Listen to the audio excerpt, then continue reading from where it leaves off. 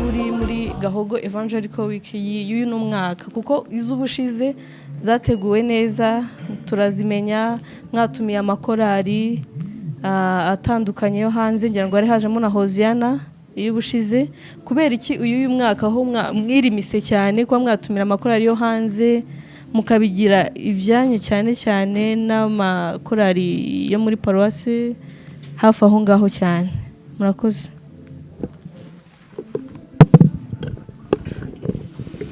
Okay.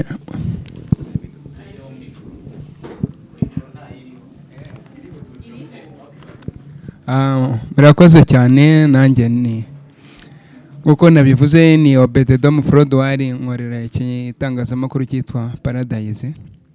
Ikibazo cya mbere, usanga wenda amakorari menshi afokasinga ubutumwa bwiza, ariko cyane akita ku rubyiruko cyane ko aribo bakeneye ubutumwa bwiza cyane, nubwo nandi babukeneye. Nizi Muhanga ndumva n'imyaka 6 najyaga nifuza kubona Gahogo wenda yadusuye nko mu kigo cy'amashuri, niga ku kigo bita Saint Joseph, ariko sinigeze nyibona n'umunsi n'umwe. Nta n'ahandi hantu wenda nigeze numva mu kigo by'amashuri byahari Muhanga wenda yaje kuvuga ubutumwa. Kuki wenda mudakunda kuvuga ubutumwa mu bigo by'amashuri?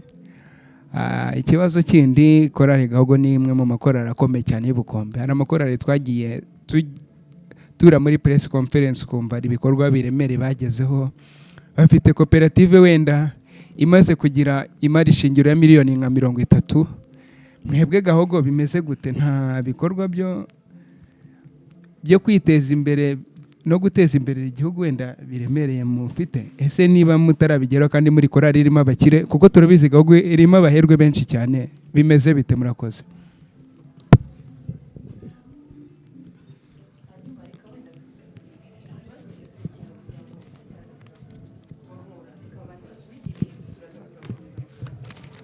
Murakoze. Ibibazo byiza mubajije. Ndi kumwe n'abagenzi banjye, nabo barajya badufasha, nabo hari ibyo ndajya mbana nabo basubize kugira ngo twese dukorere hamwe. Wenda nk'icyambere, Frederic yakoze cyane avuga atubaza kuri social activities twagiye dukora, avuga ngo ntabwo twazinjiyemo, ariko tuvuga social activities nko muri uyu mwaka turateganya gufatanya n'ubuyobozi bw'inzego z'ibanze mu bijyanye na mituweli, gufasha muri mituweli, kuko turi muri periode abantu barimo gutanga mituweli, kandi twabonye ko hari abantu baba badafite ubushobozi bwo gutanga mituweli. Nk'icyo ni igikorwa twafashe. Ikindi ni igikorwa buriya yuri ahantu ubazwa n'ubundi ibijyanye cyane cyane naho hantu. Iyo turi ari Muhanga, twebwe buriya turi ko twegereye ibitaro bya Kabgayi, turateganya kuba twafatanya mu kugemurira abarwayi. Ubundi nibyo bikorwa twabaye duteguye muri iki cyumweru. Ariko noneho wabajije tese aho twatangiriye, harimo n'ibindi twagiye dukora, harimo nk'ibijyanye no kuremera abaririmbyi cyangwa se kuremera abantu, ukaba wabafasha wenda mu bijyanye no kuba yakwiteza imbere. Nk'umuntu niba avuga ngo wenda yize kudoda, ukaba wamuha imashini. Ikindi harimo aho twigeze twubakira umuntu wacitse ku icumu rya Jenoside yakorewe Abatutsi muri 1994, yari afite inzu abamo itameze neza, igiye kugwa, ariko turagenda dufatanya n'ubuyobozi bw'inzego z'ibanze hariya mu murenge wacu wa Nyamabuye, turayubaka inzu, turayisukura neza, igera hejuru, ayitahamo. Niba mubyibuka wenda icyo gihe bari bahari, byabaye n'amahire, ndumva n'itorero naryo ryaramuhaye inka icyo gihe, birafasha. Ni muri ubwo buryo twagiye tubikora, ariko twagiye n'ibindi twagiye dukora, nkuko nabivuze ngo aho turi buriya dufitanye nanone n'igororo rya Muhanga, ndiko naryo rihari, twagiye gufasha n'ubundi mu igororo rya Muhanga. Ubwo nibyo bikorwa tugenda dukora, ndetse no guparticipa cyane cyane mu bikorwa by'umuganda. Hari aho twigeze dufata umunsi turavuga uyu munsi twahariye umuganda rusange muri iki cyumweru. Nibyo by'ubundi tugenda dukora kuva twatangira, ndumva ari ibyo muri rusange, ariko tuzagenda tubyagura uko bizagenda bizamuka. Kuri Moses nawe yatangiye ndavuga muri rusange, icyo navuga wenda nuko korari Gahogo turacyahari, ndetse ubwo ndakijyanisha hamwe n'icya menya ari Dudu akibajije. Korari Gahogo yo turahari mu by'ukuri. None wenda babajije ku bijyanye n'impinduka muri sosiyete. Muri sosiyete ni ku bijyanye n'ivugabutumwa cyangwa se ibyo umuntu atahana. Twe mu buhamya tubona, iyo twakoze nk'iki cyumweru cy'ivugabutumwa, hari abantu bagenda baduha ubuhamya bw'ukuntu bakijijwe cyangwa se ukuntu bibutse iby'Imana yagiye bakorera. harimo abagenda baduha ubuhamya na nyuma yaho tukaganira bakatubwira bati ngewe ziriya ndirimbo zanyu cyangwa se abigisha mwazanye byatumye wenda mva ahangaha ngera ahangaha. Hari abantu bagenda batugaragariza impinduka mu by'ukuri mu buryo butandukanye, ariko ikiba kiriho cyane kigamijwe ni impinduka, tukamenya n'abantu baba bakijijwe. Abantu baba bakijijwe n'ubundi tubahereza itorero rikabarera, ndetse hakaboneka n'abantu babatizwa benshi cyane, ndetse si ngombwa wenda ko batizwa n'iwacu, bajya n'ahandi tugenda tubona ubwo buhamya butandukanye. Nanone Moses yabajije ngo imyaka 30 isobanuye iki kuri korali Gahogo. Ndifuza yuko nka vice president yagira icyo yivuga kuri iyo myaka 30, kuko nawe ni umuntu mukuru kandi amaze imyaka navuga myinshi muri korali Gahogo, ariko nawe arareba imyaka 30 ivuze iki kuri korali Gahogo uyu munsi aho tugeze. Murakoze cyane. Ndakubaje nyuma navuze ko nitwa Naseti Concorde, nungirije president muri korali ya Gahogo. Ntarajya ku cyo imyaka 30 ivuze kuri korali Gahogo, nagira ngo mbanze nsubize umwe wabajije impamvu korali Gahogo itibanda mu ivugabutumwa cyane cyane mu rubyiruko, cyane mu bigo by'amashuri. Tubwira ko yize muri Saint Joseph Ikabwayi, yarinze hava korali Gahogo itaragerayo kandi bayifuzaga. Mu by'ukuri rero, korali Gahogo ntabwo tuvuga ubutumwa ibigo by'amashuri ngo tubireke, kuko hari ikigo twavuzemo ubutumwa inshuro nyinshi cyitwa ETK, Ecole Technique de Kabgayi, twakivuzemo ubutumwa, n'ikindi cyitwa ACG Karama, hari n'ahandi MTC nayo iri harya hepfo, hari n'indi iri Nyabikenke naho twagiyeyo. Hanyuma muri Saint Joseph rero ho hari igihe nyine biriya bigo by'abihaye Imana cyane bikunda gukanira, bigatuma nta rindi vuga butumwa ryinjiramo, bikaba inzitizi ko twakwinjiramo nta burenganzira twabiherewe, kuko akenshi bavuga bati baje kutuyobereza abana, mbese iyo myumvire ugasanga iracyahari. Nta yindi mpamvu rero yatumye tutajya muri Saint Joseph, nizo nzitizi twagiye duhura nazo. Hanyuma ku cyo mwari muvuze cy'imyaka 30 ivuze iki kuri korali Gahogo, ivuze ibintu byinshi cyane, ndetse ibyinshi wabona bitagaragara kuko iyi korali Gahogo mu myaka 30 yavuze ubutumwa ahantu henshi, abantu benshi cyane barakijijwe. Natwe abaririmbyi byagiye bitugirira umusaruro, ugasanga habayeho kubana hafi, twagiye dufashanya mu buryo mwe cyangwa ubundi. Kuvuga rero wenda ibigaragara ngo tuyamurikire ngo ibintu twagezeho ni ibingibi tubereke, wenda twubatse inzu gutya na gutya ibi nibi, byo yenda biragoye. Ariko ikigaragara cyo, kuko twahamagariye gukorera Imana, muri Imana wagenze neza, twavuze ubutumwa bwinshi ahantu henshi, abantu bava mu byaha. Umusaruro wa mbere nuko twazanye abantu kuri Kristo kandi benshi bakava mu byaha. Uwo musaruro wa mbere, kuva ubwirije umuntu wari igisamba akabireka akabivamo, no musaruro wa mbere kurenza ibindi byose twavuga. Murakoze rero, kuko korali Gahogo nyine ibyo yageze mu myaka 30 ni ibintu byinshi kandi rwose wenda bitagaragara gutya, ariko icyambere dushyiramo imbaraga cyane ni ivuga butumwa. Murakoze. Vice President arakoze. Wenda ikindi nakongeraho, ubwo ndumva ku cya Moses ndumva bisubijwe.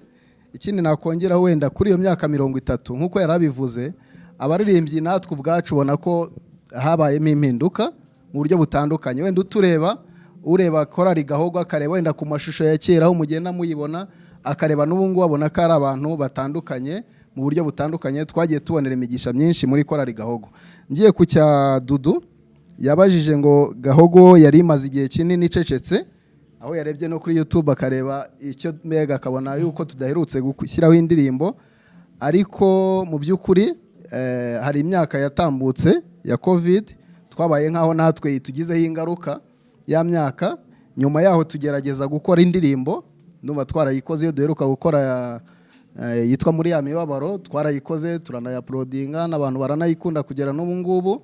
Ndetse n'indi nitugerayo twakoze indirimbo ebyiri icyo gihe, nubwo twari twakoze icyo gihe nyinshi, ariko muzi ko buriya mu gukora indirimbo namwe ndarababimenyereye, ukora indirimbo ariko hakagira igihe indirimbo zimwe zitamera neza. Icyo gihe twari twakoze package y'indirimbo zigera muri 6, ariko izo twabashije gushyira hanze ni indirimbo ebyiri. Ntabwo ari uko twacecetse, twakomeje rero nyuma kujya tuzireba natwe tuvuga ngo izi ndirimbo tuzishyira hanze, ariko ngombwa yuko tuvuga ngo reka tube tubiretse. ariko ntabwo ari uko twacecetse cyane, turahari nk'uko nabivuze, ndetse nk'uko mwabivuze twakomeje no mu biterane bitandukanye, mu mavugabutumwa atandukanye, kuri gahunda twari tugiye dufite buri mwaka. Noneho muravuga mutese ubudasa dufite muri uyu mwaka wo ni uwuhe? Anagerageje no kuvuga atenda umwaka ushize, urumva ko n'amakuru abazwi wa mugani, umwaka ushize twari kumwe na korali Hoziyana, twahinaga tugira igihe cyo gutumira korali zivuye ahandi, ariko uyu mwaka wenda twagize kuvuga ngo reka dukore muri iyi periode, dukore mbega nk'ahari lokale, mbyite gutyo ku makorali y'iwacu, kuko birakwiye yuko mbyite ngo n'abavugabutumwa b'iwacu b'abaririmbyi nabo tubahereza umwanya nabo bakore. Nuwa ngo muri rusange twashatse kuvuga ngo reka tube dukoresheje abaririmbyi bacu bigahogo guhera ku wa mbere ndetse no kugera ku cyumweru. Nuwa ngo ni abaririmbyi bo muri paruwasi ya Gahogo nibo tuzaba turi kumwe, ntabwo arabo ku itorero rya Gahogo gusa, ko dufite na korali izaturuka ku yandi matorero Ruvumera ndetse na Mbare, nabo tuzakorana. Ariko nuko twabitekereje, ni kubwo n'umwuka yabishimye nyine, niko Imana yabishimye ko bigenda.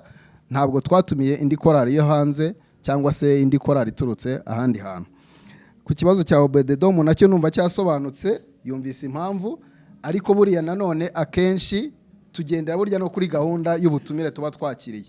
Ubutumire tuba tubufite, ahubwo rimwe na rimwe buri ibigo by'amashuri kubera ko na plan yabo akenshi zanavuga itunguranye, hakaba nk'igihe bagutumiye mufite nk'urugendo. Nk'ubu hari abajya badutumira rwose, ariko ugasanga yenda igihe kuko ibikorwa byabo by'ivugabutumwa bitandukanye nuko twe twapanga. Igihe baba bateguriye bigenana na gahunda z'ikigo nabyo gutyo. Ndetse sinabo bonyine, si muri segonderi gusa, no muri kaminuza tujyayo, muri University y'Butare twagiyeyo, ndumva hari n'ahandi twagiye, mu bigo by'amashuri dukoreramo, kuko urubyiruko nizo mbaraga z'igihugu. Ntabwo twabura kwibandara no ku rubyiruko, ndetse natwe dufite n'urubyiruko tubona nuko rwagiye ruzamuka. Murabaza abaririmbyi bacu bari urubyiruko, ariko uyu munsi bakaba ari abagabo bakomeye. Imana ibahe umugisha. Ndumva birangiye. Tutari twinjira mu gice cya kabiri. Okay. Hari ikindi nari nsimbutse, yari yabajije ngo hari korali usanga zifite ibikorwa biremereye, hari zifite amakoperative, hari zifite ibintu bitandukanye. Natwe rero korali Gahogo muri iyi myaka 30 nk'uko Vice President yabivuze, mu by'ukuri hari byinshi nyine ukora, ariko rimwe na rimwe bitagaragarira abantu, ariko twebwe tubona umusaruro wabyo. Nk'ibyo navuze byo gufashanya hagati yacu muri twebwe, uburyo tuba dufashanya ni ibintu wowe utawenda waza ngo urebe, ariko twe turabizi uko tuba tubikora.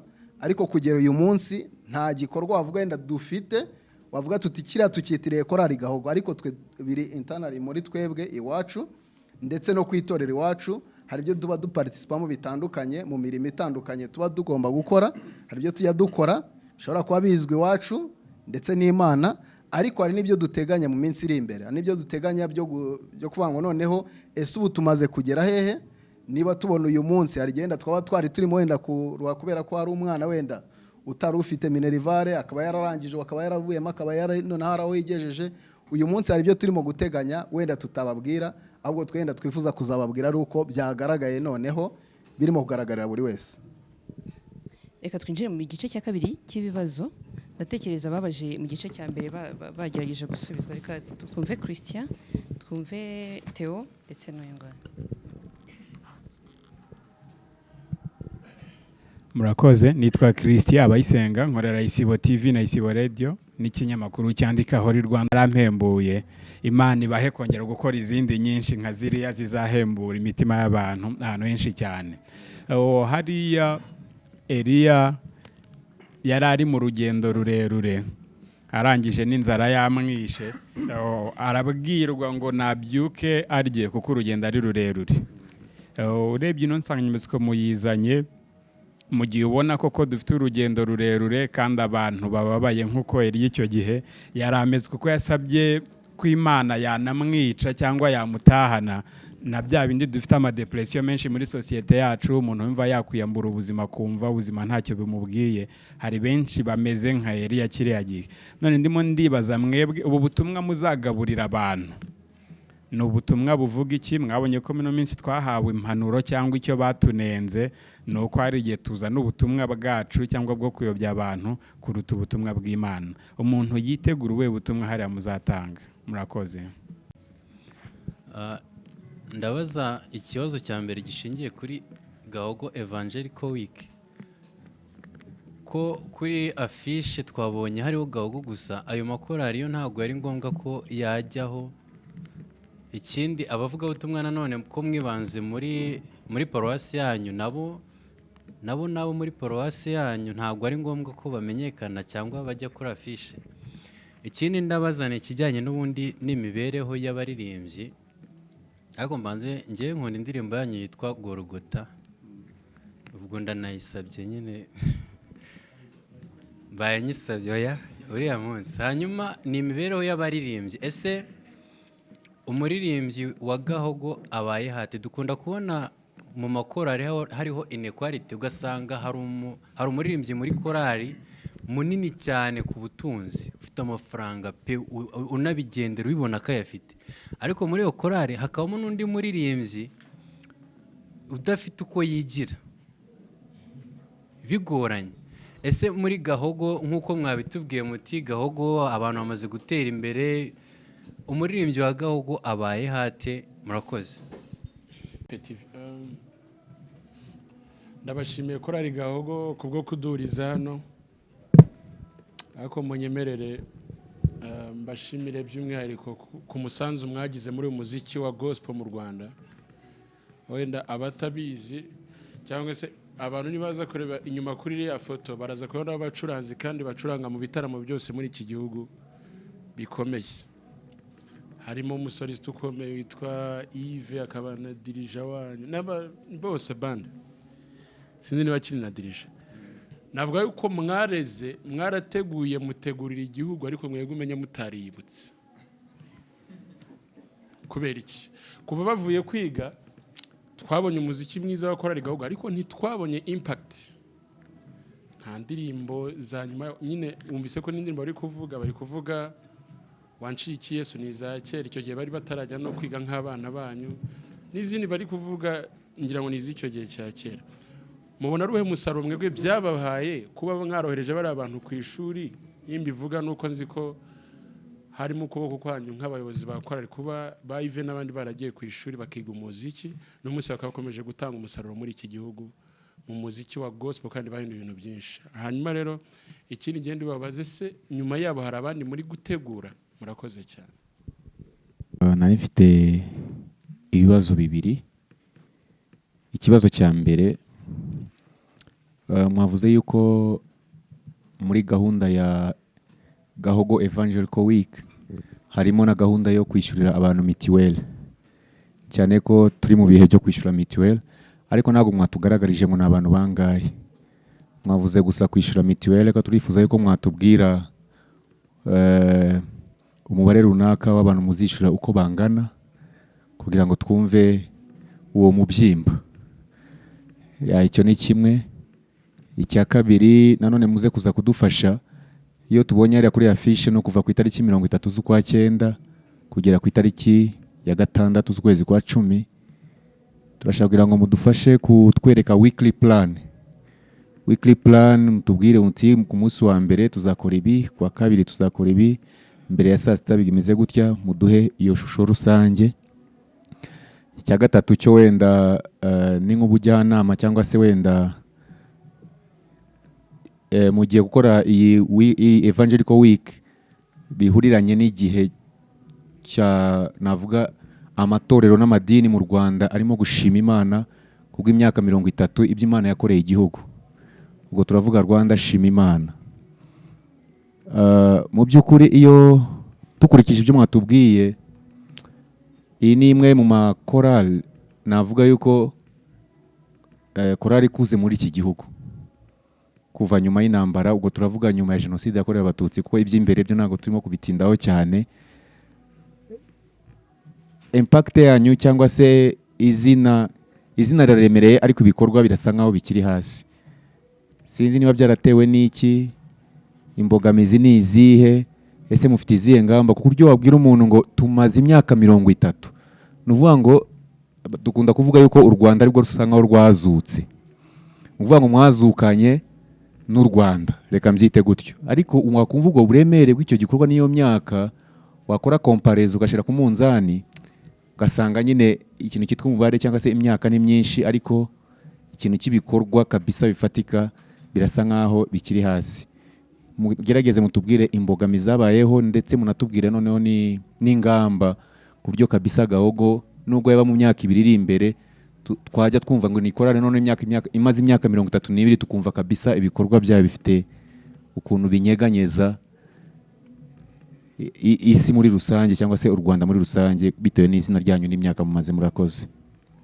Muri iki gihe n'ubuhe muri rusange ubutumwa dufite nubwo ubundi n'ububyutse, turifuza ko abantu intebo yongeramo imbaraga y'ukurya, kuko nayo yaracitse intege yihebye, ariko turifuza kubwira abantu bihebye yuko mbega hari Imana irimo kubabwira ngo nibabyuke bakomeze urugendo. By'ukuri nta mpamvu yo gucika intege, kandi twagiye tubona ntabwo twabwira umuntu ngo nacika intege, ndetse bijyana n'ubutumwa muri rusange burimo gutangwa muri iyi myaka 30. Tubona igihugu cyacu aho cyavuye naho kigeze, ni ibimenyetso byerekana ko Imana iradufasha kandi ikatuzamura. Ndumva iyo niyo muri rusange ubutumwa butandukanye buzagenda butangwa n'abigisha, nacyo ndakigeraho. Yavuze ko yakunze indirimbo yacu wanciye iki, akoze cyane, kandi n'abandi benshi barayikunze kugera n'uyu munsi, ni nayo izwi cyane. Yuvuze korali Gahogo abantu bumva nyine wanciye iki. Kuri Didasi yayisabaza ku zindi korali ndetse n'abavuga butumwa, batese ni korali, niba tuvuga ko ari korali z'Igahogo n'abavuga butumwa nabi Gahogo, ho ntabwo ariko bimeze. Nabavuga butumwa batandukanye dufite, ndetse bamwe mugiye muzi, ntabwo ari ibanga. Ubwo wenda nagaruka no kuwakivuze kuri afisha avuga ati ko hariho korali Gahogo gusa, cyangwa se n'amatariki n'iki, ndibuze kubaha gahunda n'ubundi buze kuyivugaho hepfo. Ariko nuvuga ngo dufite abavuga butumwa batandukanye, ba Shizirungu amuzi turamufite, dufite Joseline turamufite, dufite Jean Paul Habumuremyi w'Inyarugenge, dufite umushumba w'ururembo rwa Gihundwe Mable, dufite witwa Rugeri Nyange nawe w'irusizi, nawe turamufite, dufite witwa Cyprien Evangeliste muri Siloam, dufite Domari ngiye kubarangiza ko dufite umuvuga butumwa ku munsi, ndetse n'umushumba w'ururembo rwa Nyabisindu. Urumva n'uvuga ngo dufite abavuga butumwa batandukanye twavuganye kandi bakonfirmye. None we yabaje nanone ngo ni Didasi nimo kuvuga, yabaje ku kijyanye n'imibereho y'abaririmbyi. Abaririmbyi aravuga ati abaririmbyi babayeho gute, abo dufite muri iyi minsi babayeho gute. Ndumva ari nawe navuze ati wenda abaririmbyi ari ukuntu abagiye bari mu byiciro bitandukanye, ariko nkuko nabivuze twebwe abaririmbyi iyo barebye nabivuze ngo ubona hari aho umuntu yavuye hari naho ageze. Birumvikana burya korali, ndetse na Didasi yabivuze, korali burya iba nayo mbyite ngo ni nko kurera, irarera bigendanye no kuvuga ngo hari ubutumwa butangwa, hari ibiganiro tuba tugira, ku buryo n'umuririmbyi nawe ashobora kugendera kuri ibyo biganiro. Ariko si nabyo byonyine, mu by'ukuri turaziranye muri sosiyete yacu nyarwanda, abantu ntibabanganye ubushobozi, turabizi. Rero niyo mpamvu dufite muri komite yacu n'umuntu ushinzwe sociale, hakaba ndetse na komisiyo ya sociale. Rero tuvuze komisiyo sociale ni imibereho myiza. Iyo komisiyo igomba kumenya ngo ese niba hari ufite ikibazo tumukorera iki. Nibyo rero dukora, n'uvuga ngo hari ufite ikibazo tukareba uyu muntu turamukorera iki, ariko ntabwo ari ngombwa ngo tujye kuvuga ngo uyu muntu twamukoreye iki. Bya bindi wenda tugenda ku ijambo ry'Imana, wakaboko k'iburyo nigatanga k'ibumoso nikamenye ibyo kandi kakoze. Ariko ni ukuvuga ngo mu by'ukuri ibyo nibyo dukora, twe turafashanya hagati yacu. Ufite ikibazo tukangura n'abaririmbyi kugira ngo banabitubwire. Nk'iyo iyo tuvuze ngo tugiye gutanga mitiwere, tuba twabanje gukangura n'abacu, ese mwese mufite mitiwere? Ntabwo turajya gutanga mitiwere hanze ahandi, kandi natwe ubwacu dufite abaririmbyi bataratanga mitiwere. Umva niho duhera. Goro nibyo bikorwa dukora bitandukanye. Kuri Theo yavuze ku musanzu twagize mu muziki nyarwanda, yagaragaje nk'abadirija, ni timu yagiye kwiga, batangiriye muri korali Gahogo n'ubundi bazamuka mu muziki, barawukunda.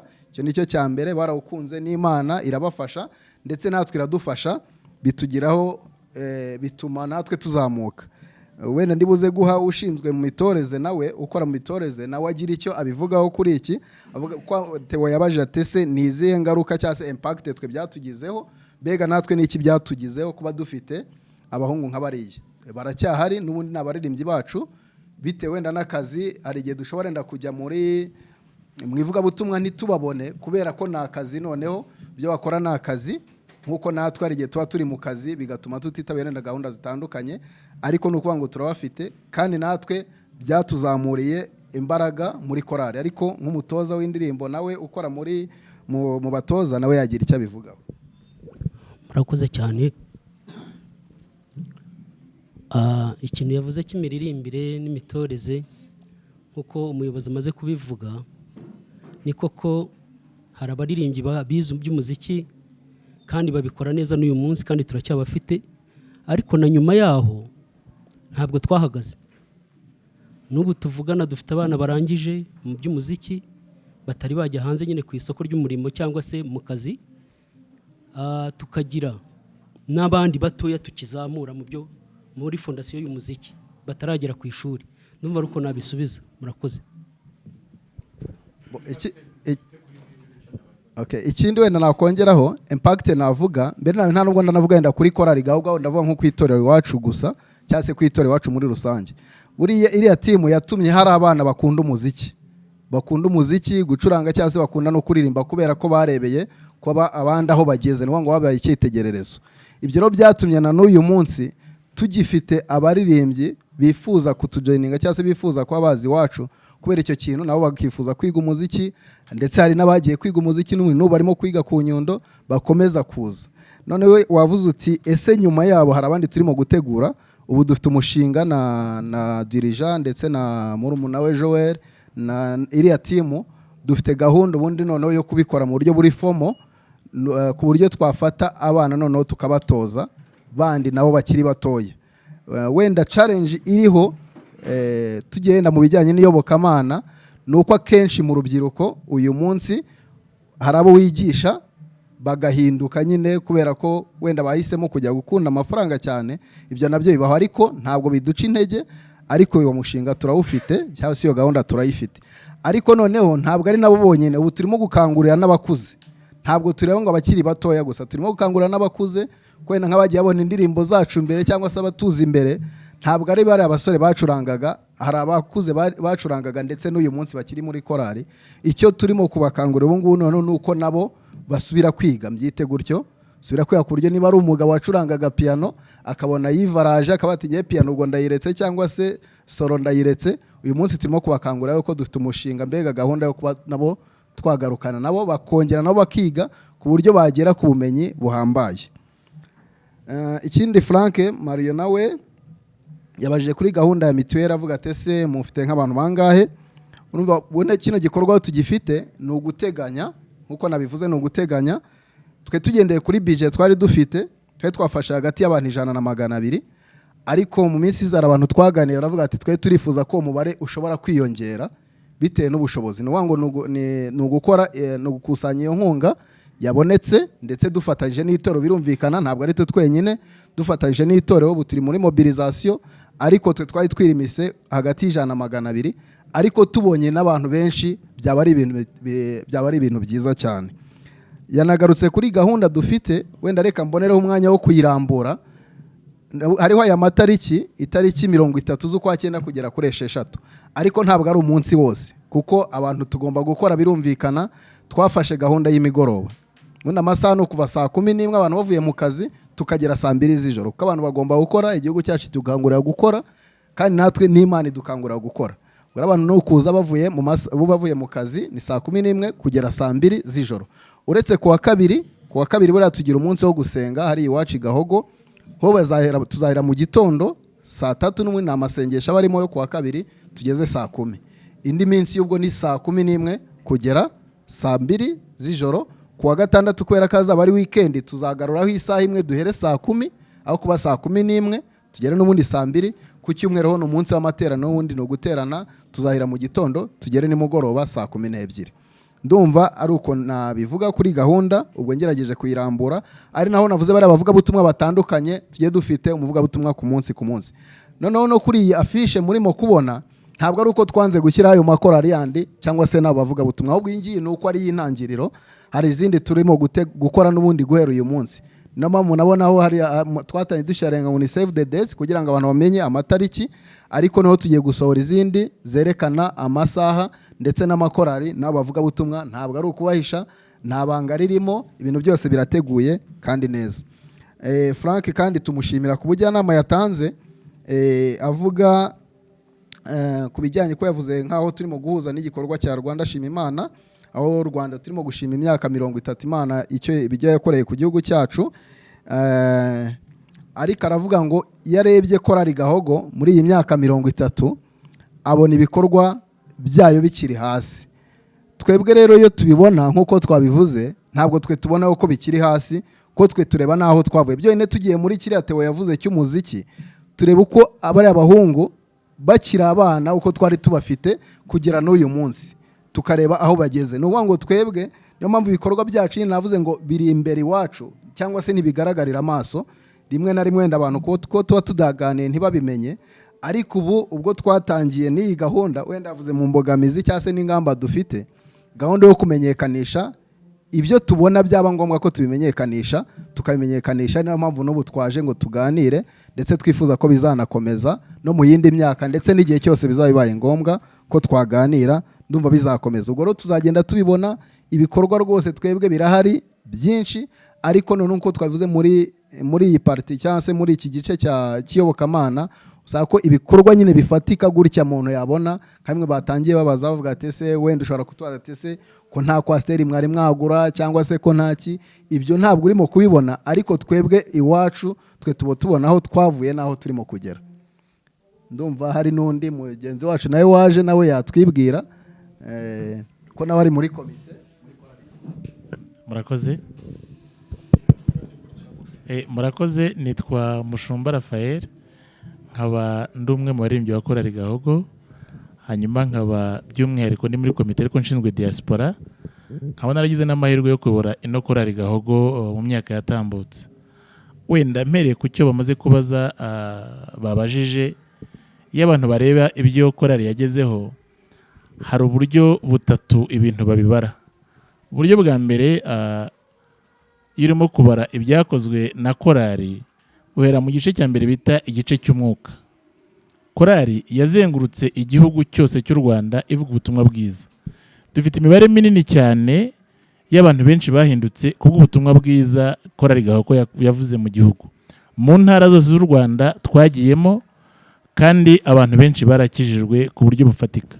Imibare ntago nonanga umuntu yayivuga, ariko Imana bakoresheje mukabona abantu bari hejuru y'ibihumbi 2 mu byiciro bitandukanye bakijijwe bakakira Yesu.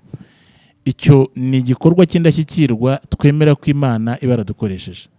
Icya kabiri, hari abantu twasuye mu bitaro, hari abo twafashije mu bifatika, hari abo twafashije kubaka inzu zabananiye kuzirangiza, hari abana twafashije kwiga tubarihira amashuri, hari contribution twatanze ari ibijyanye na mitiweli. Muri iyo myaka 30 nk'uko igihugu kiba kivuga aho cyavuye, dushima Imana, tubibona mu buryo bwagutse. Igihugu n'abantu, muri abo bantu harimo abaririmbyi ba korali Gahogo. Umusanzu igihugu cyateye kugira ngo abanyarwanda bongere babeho ubuzima bwari butakaye, abantu bakongera kubaho, bakigishwa kubana neza. Izo nkingi no muri korali Gahogo zarakoze, mu biterane, mu ivugabutumwa, mu gusura abantu batandukanye. Ibyo twarabikoze. Yari icyo nakwita nk'ingingo ya mbere. Indi ngingo ya kabiri, uvuye ku buryo bw'umwuka, harimo ingingo yitwa iy'imibanire. Mu ngingo y'imibanire twemera tudashidikanya ko hari abantu benshi indirimbo twagiye turirimba zatumye abantu bavuga ati iyi ndirimbo nkimara kuyumva narahindutse. Abantu tutabanaga twarabanye, dusigaye duhora tukaganira, twasabanye imbabazi. Mu buryo bw'imibanire twaragutse. Hari ingo zubakitse ku bwa korali Gahogo. Hari abana bihannye, imiryango yabo yakira ubuzima kuko abo bana bari bagoranye mu miryango yabo. So mu buryo bw'imibanire, yaba ari hagati y'abashakanye, yaba ari hagati y'urubyiruko no ku bana, hari umusanzu watanzwe kandi ugaragara. Mu buryo bw'ubukungu, dufite abantu benshi babihamya ko bahindutse, iyo pila cyangwa se iyo nkingi yanye n'ubukungu nayo igahinduka. Dufite ingero hafi, haba ari mu baririmbyi ngira ngo hari igihe twaririmbaga nta muntu nibura harimo nk'umuntu umwe ufite imodoka, ku buryo kujya mu mavugabutumwa twagendaga, hari igihe twagendaga tujyanywe na minibisi imwe na Dina na Daihatsu, ubwo twaba twateye intambwe tukajya bo dukodesha fuso tukagenda. Uyu munsi muri korali Gahogo mu byo twita iterambere mu by'ubukungu, abantu barimo bafite imodoka zabo, umubare ntabwo wenda nawuzana hano ariko bari hejuru y'abantu 15. Ni ikimenyetso cy'iterambere turimo kubona cyabayeho, atari twebwe gusa, abaterankunga bacu barabitubwira iyo twaganiriye, iyo hari ibikorwa byo kudufasha, bakavuga ati umugisha twabonye indirimbo zanyu no kudusengesha byatumye ubucuruzi bwacu bwaguka, byatumye imishinga yacu yaguka, dutera imbere. Rero iyo ubajije korali ikibazo nk'iki ititeguye hakiri kare ngo guhe imibare, icyo bita data, biragorana. Ariko muri rusange iyo tureba, yaba ari mu buryo bw'umwuka, yaba ari mu buryo bw'imibanire, yaba ari mu buryo bw'iterambere rifatika, mu buryo bw'amafaranga, tubirebesha amaso tukabona ko Imana yakoze ibintu bikomeye, haba ari kuri twebwe, yaba ari mu miryango yacu, yaba ari ku gihugu, umusanzu wacu urahari. Murakoze.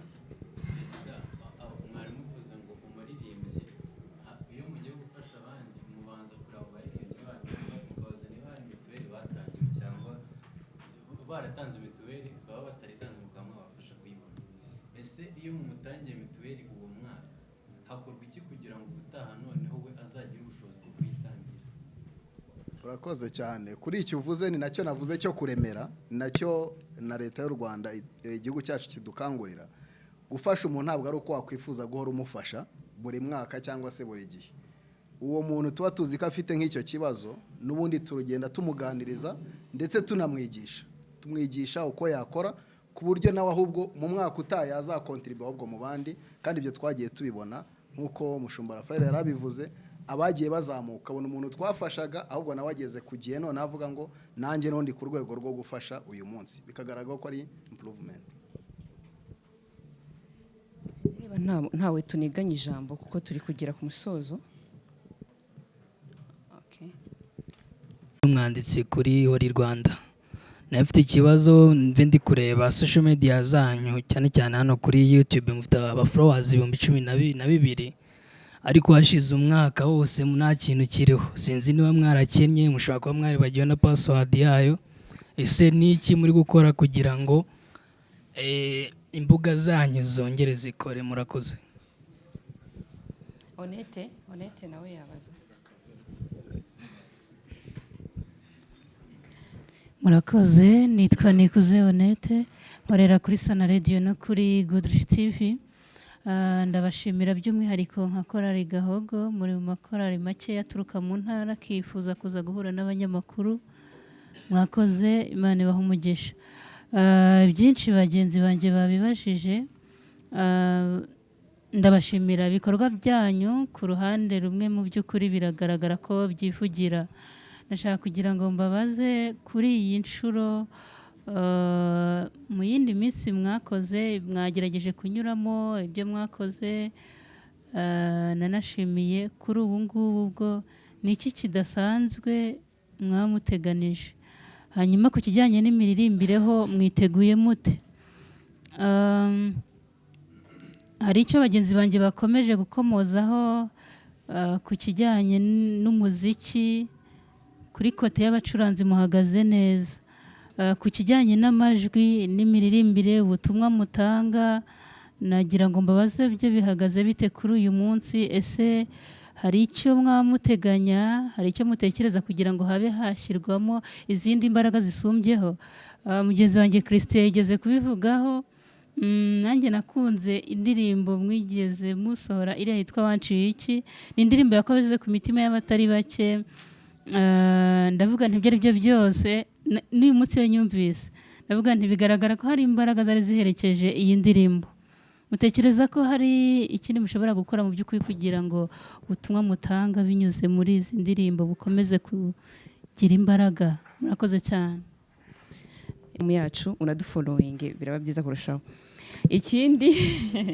Ikindi naho YouTube channel yacu irakora, kubera ko wenda nta ndirimbo nshyashya turashyiraho, tumaze n'igihe tutazishyiraho kubera ko Perezida yagerageje kubisobanura, ariko ibitaramo byacu dukoze ibyinshi tunyuzaho live streaming bicaho.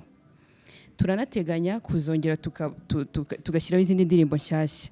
Murabizi wenda ntabwo bigeze abayobozi babikomozaho cyane, ariko mu minsi yashize twagize ikibazo gitoya cy'umuntu umwe mu bantu badukoreye indirimbo.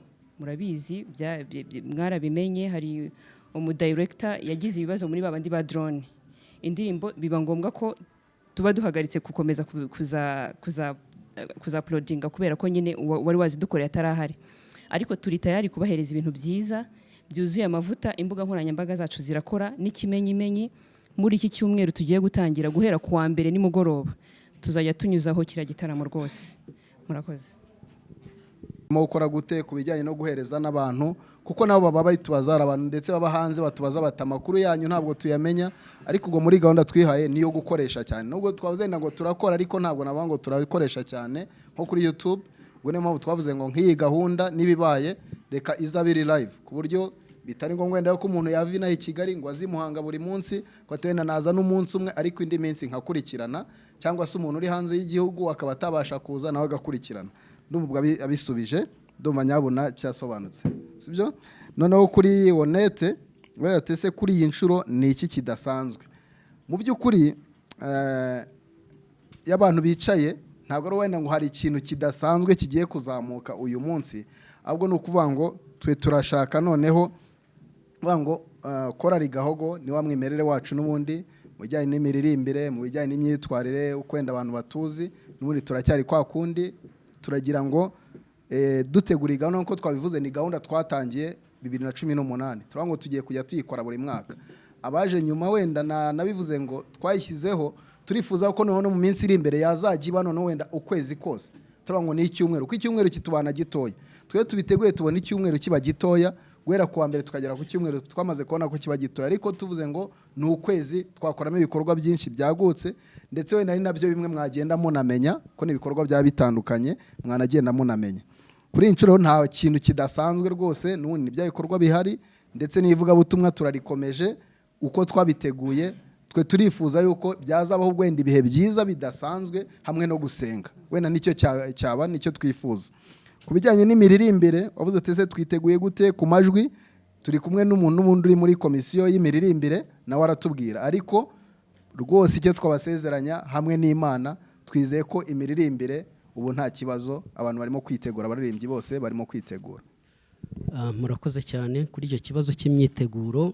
Imiririmbire Korali imaze igihe yiteguye, igihe kirenga ukwezi iri kwitegura. N'ubu ngubu tuvugana hari bamwe baba biriwemo bagasimburwa n'abandi gutyo gutyo, ariko ndatekereza ko nk'uko mwabibajije n'imicurangire, abacuranzi bacu barahari. Hari abo tuba tuzamura yabivuze perezida, hari n'abo dusanganywe, hari n'ikindi yavuze n'abantu bakuze bari bazi umuziki bakawihorera, ubu nabo bari kwivugurura. Ibyo ari byo byose imyiteguro nk'uko bivuze hamwe no gusenga no kwitegura, turahamya ko bizagenda neza. Ubu tuvugana n'ubu ngubu tuvugana twasize bari gutegura, murumva ko ntago duhagaze. Ndatekereza ko ibyo tuzatanga bizaba bifite isuku kandi bimeze neza. Murakoze. Nta nubwo ari natwe twenyine, nawe ayo makorali y'iwacu nayo arimo kwitegura, nabo bazi gahunda, biteguye neza mu bijyanye no kuririmba, amajwi meza, umuziki mwiza, ibintu biteguye neza, muzabyumva kandi rwose Imana tuzi ko izadufasha.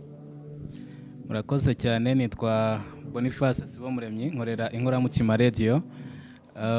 Ndabanza kubashimira ku bw'initiative mwihaye yo kugira igiterane ngarukamwaka cyangwa se ivugabutumwa ngarukamwaka. Buri mwaka ntekereza ko mugenda muhitamo teme cyangwa se intego bitewe n'ubutumwa mushaka guha ababumva cyangwa se abaturage. Hari ikibazo Christian yigeze gukomozaho, akomoza no ku mpanuro umukuru w'igihugu aheruka gutanga, aho muri ino minsi bamwe batanga ubutumwa ariko bakabigerekamo no kugoreka bitewe n'inyungu bafite. Nshingiye kuri iriya ntego mwatanze uyu mwaka yo kuvuga ngo byuka urye unywe kuko urugendo rukomeje, ese ni ikihe cyuho mwabonaga gihari kugira ngo muhitemo iriya teme kugira ngo mubwire abantu babyuke bongere banywe? Ubwo murabijyanisha na bwa butumwa Christian yabajije buzatangirwa hariya muri kiriya cyumweru. Murakoze. Sinzi niba nta wundi kugira ngo duhite dusoza, nta wundi muntu ufite kubaza. Okay. Boniface arakoze kuri iki kibazo cyiza. Wenda ndibuze gusaba ko na vice president nawe yagira icyo kivugaho, ariko korali Gahogo kugera uyu munsi ntabwo twari twumvikana inkuru zo kuba ngo twaririmbye ubutumwa buyobya abantu, cyangwa se wenda umuntu yaje avuga ubutumwa buyobya abantu. Tuvuga ubutumwa bwiza, bya no wango hari igihe ari ubutumwa, ariko turavuga ngo ubutumwa bwiza bwa Yesu Kristo bwo kugarurira abantu kuri Yesu. Ari nabyo tunavuga ngo nicyo twishimira, nkuko Mushumba Rafael abivuze. Iyo turebye aho twazengurutse hose mu ntara zose, navuga hafi mu turere twose, ndetse wenda rimwe twigeze no kujya niyo na Uganda, naho twakoze ivuga butumwa. Turavuga ahantu hose twanyuze twishimira yuko twavuze ubutumwa bwiza butayobya abantu, ahubwo bukangurira abantu kuza kuri Yesu. Ibyo tukabyishimira. Niyo mpamvu rero ntabwo wenda ntabwo bari bwo twaba tugiye kubyiga muri iyi myaka yose itambutse. Twe twizeye ko tugiye kuvuga ubutumwa bwiza, ndetse n'abavuga butumwa bacu abo twateguye nabo bazavuga ubutumwa bwiza, tugendeye no nyine uko tugomba kugena murongo w'igihugu cyacu. Ibyo dukangurira abantu byose tuba tugendera mu murongo w'igihugu cyacu. Icyo twabonye nk'icyuho muri rusange ni uko tuba tukibona, niba turara mu mujyi wa Muhanga, tukibona abantu barushye, abantu bihebye, abantu ubona bari mu biyobyabwenge, abantu bari mu bikorwa bibi. Tuvuga ngo abantu birakwiye ko twababwiriza ubutumwa, twabwira urugendo ni rurerure, urugendo ruragoye, mwe gucika intege. Kuko abantu bacitse intege nyine kubera ibibazo biriho, hari abantu bacitse intege kubera ubuzima babayemo, ariko aho ngaho turakwiye kubabwira ngo mubyuke mwisubizemo imbaraga. Imana irahari yo kubahereza imbaraga. Ndumva ari ibyo naba mvuzeho, na vice president nawe akagira icyo yavugaho. Murakoze. Tujya gutegura iyi teme twarebye hari ikibazo twari dufite hariya mu mujyi wa Muhanga. Nyine harimo insengero zimwe na zimwe zagiye zifungwa, ngira ngo mu gihugu hose nyine bitewe nuko kuyobya abantu. Nyine ubuyobozi bwacu butureberera bwarebye busanga harimo abayobozi b'amadini bagenda bayobeza abantu. Ibyo bituma rero nyine hari insengero zimwe na zimwe zifungwa. Noneho mu izo nsengero harimo abantu barimo b'abanyantege nkeya, bavuga ati urusengero rwacu ko barufunze ndajya hehe akiryamira, ku cyumweru ugasanga umuntu ariryamiye. Ariko tubihurizamo tubavuga tuti abantu nyamuneka reka dukore ivuga butumwa, yenda bazajya baza, hanyuma tubakangure ko bagomba kubyuka, kuko urugendo ruracyari rurerure kandi rukomereye umuntu wari wese. Ni muri ubwo buryo rero twateguye iyi teme tuvuga ngo abantu nibabyuke barye, kuko urugendo ari runini kandi rukomeye. Hanyuma ikindi nagira ngo nsubiza kandi kantu wenda president atavuzeho, yenda avuzeho umwanya mutoya. Hari uwabajije avuga ati ese kuki mwibanze ku makorari wanyu gusa ntimushyiremo andi makorari y'ahandi hanze? Ikibazo nacyo yakivuzeho, ariko nagira ngo mwunganireho gatoya. Hanyuma muri iyi minsi ntabwo twemerewe gukorera amakonseri hanze. Kuzana nka korari ntabwo mu rusengero rwacu dusigaye dufite amateraniro 3, mu gihe twajyaga dukora amateraniro 2 bitewe n'ubwinshi bw'abantu. Noneho tukaba tutemerewe kuba twakorera ivuga butumwa hanze. Mu rusengero kuzaramo indi korari natwe ubwacu twuzuramo, mbese byagorana. Twasanze mpamvu twabize tutireka dukoresha amakorari ya hano, nayo abantu baraza tugira amateraniro. Twagize amateraniro nk'ayo ngayo haboneka abantu benshi cyane. Hanyuma rero byatumye rero tuvuga tuti tuzakoresha amakorari y'iwacu na korari Gahogo, birumvikana amakorari yacu tuzakora ivuga butumwa kandi rizagenda neza. Niyo mpamvu yatumye rero tudashyira amakorari yo hanze cyane. Murakoze. Hanyuma ikindi harimo data wabajije nawe yaje kubaza abaza ati ese korari Gahogo yagize umusaruro, yagize uruhare runini kugira mu muziki muri gospel, kugira ngo iyi micurangire umuziki wa gospel, mbese korari Gahogo yagize uruhare muri iki gihugu cy'u Rwanda kugira ngo uzamuke. Atariko ati mwebwe mbona nta musaruro bafite, cyangwa se mwaribagiwe ku kijyanye n'iki ngiki. Mbese yatugaragariza ko nta musaruro twebwe bitumariye cyane, ariko birawudufitiye cyane, kuko niba dufite abacuranzi bari kuri urwego tutishyura, tutajya guhamagara ngo nimuze nyamuneka tubararane tubagire ute, n'abana bacu n'abaririmbyi bacu. Uno umusaruro korari Gahogo yavanye mu kujya kwigisha bari abana nyine. Hanyuma ikindi mwaba bacuranzi harimo na producer, no kuvuga ngo indirimbo zacu turazikorera aba producer akazikora abacuranzi bakazicuranga nta hantu tugiye kubikoresha handi kandi bigasohoka bimeze neza. Uwo rero ni umusaruro Korali Gahogo ifite ivana kuri bacuranzi nk'uko muri data yari yabaje avuga ati ese mwebwe ntago mwiyibagiwe kiriya gikorwa cyawe muri Korali Gahogo mwebwe umusaruro kibafitiye ni uwuhe? Ni uwo nguwo. Indirimbo zacu barazitunganya bakazigorora, producer akazikora, muzike bakazenseramo, indirimbo igasohoka imeze neza. Murakoze. Uwo ni umusaruro rero twavanye muri bari bacuranzi. Murakoze. Tumva tugeze mu gice cya nyuma ariko tutari twasoza. Mu by'ukuri ni ukubashimira, dushima Imana ndetse dushimira n'ubuyobozi bw'igihugu cyacu ko nabwo buradufasha, dushimira n'itorero ryacu kuko naryo riradufasha, niryo riturera, ni naryo ritumye tugeze n'aha ngaha.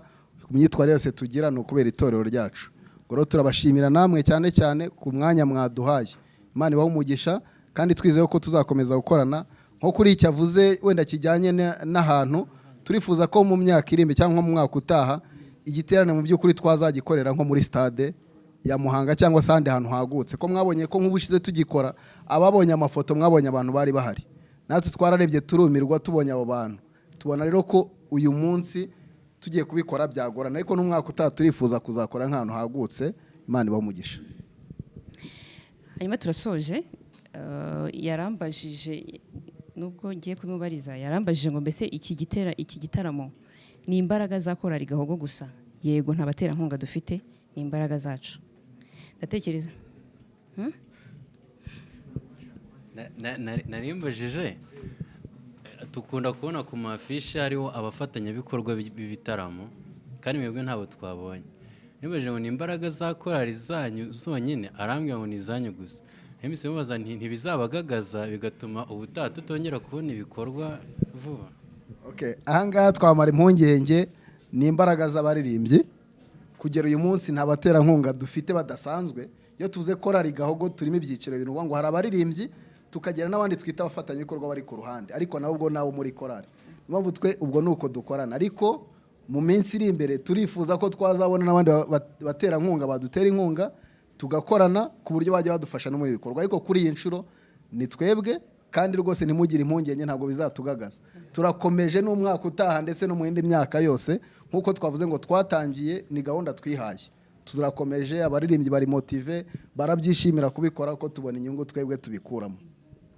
Si twebwe gusa ahubwo ni Kristo muri twebwe ubidushoboza. Murakoze cyane. Hanyuma reka dusoreza ahangaha tunabareke kugira ngo abandika mwandike munaduhe link, hanyuma n'abandi munadushyigikire. Imbuga nkoranyambaga zacu twazibabwiye, dukoresha Facebook ni Korali Gahogo, dukoresha na Instagram ni Gahogo Choir. Nabibonye rwose abantu batangiye kudufollowinga, mukomerezaho. Hanyuma na YouTube ni Gahogo Choir. Yego, aho hose mushobora kuba dukurikira, mugakora subscribe kandi mukaduha n'imbaraga zanyu. Turabizi muri ijwi rya rubanda mushobora gutuma indirimbo za Korali Gahogo zigera no ku bantu bari hanze y'u Rwanda twe tutabasha kugeraho. Murakoze cyane. Reka dusoreza aha. Imana ibahe umugisha kubwo umwanya wanyu kandi umuhati wanyu ntabwo ari ubusa ku mwami.